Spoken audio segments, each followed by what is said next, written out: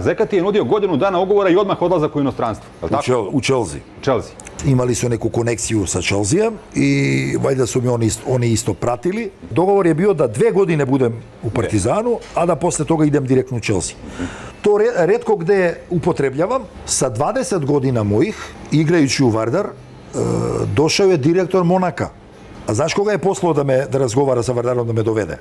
Samo oni nisu znali da su uslovi u Jugoslaviji takvi da ne možeš da ideš ispod... Pre 28. Pre 20 godina. A koga je poslao? Arsene Wenger. Wenger.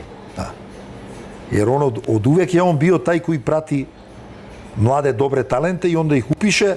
Valjda me je negde primetio i bili smo u Monte Carlo 2 nedelje na turniru sa reprezentacijom Jugoslavije, omladinskom turniru i tu me je valjda upisao i valjda me pratio u Vardaru.